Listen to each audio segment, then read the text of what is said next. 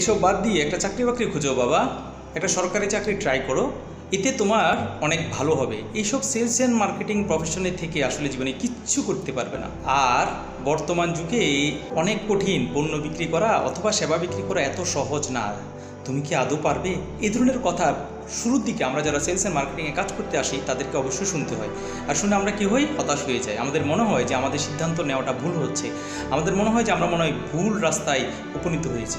কিন্তু প্রশ্ন হচ্ছে, যারা এইসব কথা আপনাকে বলছে তাদের জীবন ইতিহাসটাকে একটু অ্যানালাইসিস করে দেখেন, পর্যবেক্ষণ করে দেখেন, আসলে তারা তাদের চাকরিতে কতটুকু সন্তুষ্ট আছে। চাকরি করে তারা কি তাদের জীবনের স্বপ্নগুলো পূরণ করতে পেরেছে? আদৌ কি তাদের চেহারায় হাসি খুশি ভাব আছে? আদৌ কি তাদের চেহারায় সন্তুষ্টি আছে, নাকি দুশ্চিন্তা এবং হতাশার কালো মেঘ তাদেরকে ঢেকে রেখেছে? বিচার বিশ্লেষণ করে আপনি সিদ্ধান্তে যাবেন সেলস অ্যান্ড মার্কেটিং আপনার জন্য আশীর্বাদ না অভিশাপ। Do better, be better.